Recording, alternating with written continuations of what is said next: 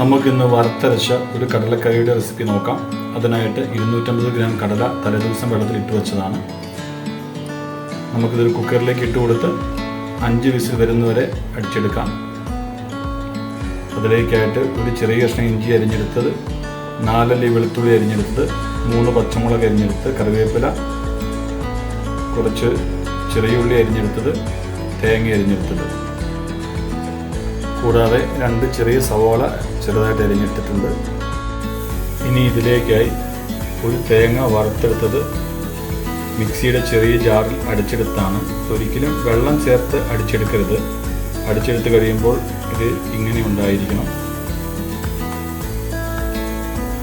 ഒരു പാത്രം അടുപ്പത്ത് വെച്ച് കൊടുത്തിട്ടുണ്ട്. നമുക്കിതിൻ്റെ മസാല റെഡിയാക്കി എടുക്കാം. അതിനായിട്ട് കുറച്ച് വെളിച്ചെണ്ണ ഒഴിച്ചു കൊടുക്കാം. വെളിച്ചെണ്ണ ചൂടായി വന്നിട്ടുണ്ട്. ഇതിലേക്ക് നമുക്ക് ഇഞ്ചി വെളുത്തുള്ളി ചേർത്ത് കൊടുക്കാം.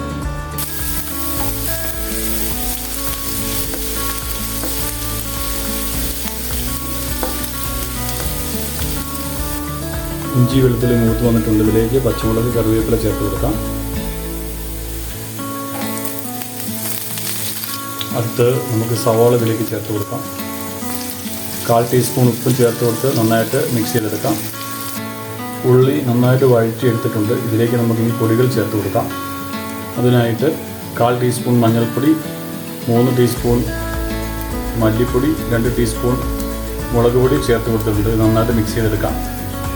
പൊടിയെല്ലാം നന്നായിട്ട് മൂത്ത് കിട്ടിയിട്ടുണ്ട്. ഇനി ഇതിലേക്ക് നമുക്ക് വേവിച്ച് വെച്ചിരിക്കുന്ന കടല ചേർത്ത് കൊടുക്കാം. ഒരു 10 മിനിറ്റ് നേരം ഇത് കുക്ക് ചെയ്തെടുക്കാം. വേവിച്ചതിൽ 4/1 കടല മാറ്റി വെച്ചിരുന്നു. ഇത് നമുക്ക് അരച്ചെടുക്കണം.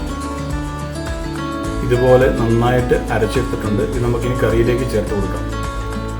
ഇത് നന്നായിട്ട് മിക്സ് ചെയ്ത് കൊടുക്കാം. കറിക്ക് നല്ല കൊഴുപ്പ് കിട്ടാൻ വേണ്ടിയാണ് ഇങ്ങനെ ചേർക്കുന്നത്. ഒരിക്കലും തക്കാളി ചേർത്ത് ഇങ്ങനെ കറി ഉണ്ടാക്കത്തില്ല.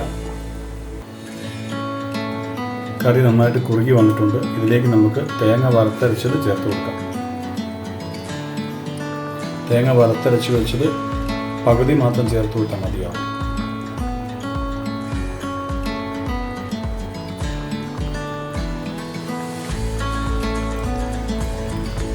നന്നായിട്ട് മിക്സ് ചെയ്തെടുക്കാം. ഇതിലേക്ക് ഇനി കടുക്, കൊച്ചുള്ളി, കറിവേപ്പില താളിച്ചു കൊടുക്കാം. നമുക്കിനി കടുക് പൊട്ടിച്ചെടുക്കാം. തേങ്ങയും കൊച്ചുള്ളിയും കറിവേപ്പിലയും ചേർത്തെടുക്കാം.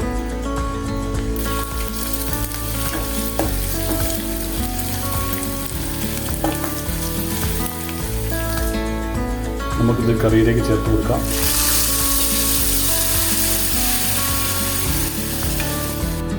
നന്നായിട്ട് മിക്സ് ചെയ്ത് കൊടുക്കാം.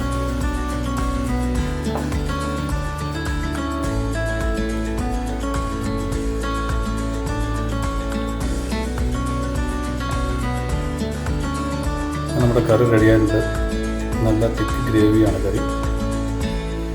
എല്ലാവരും ചെയ്ത് നോക്കണേ. അഭിപ്രായം അറിയിക്കണം.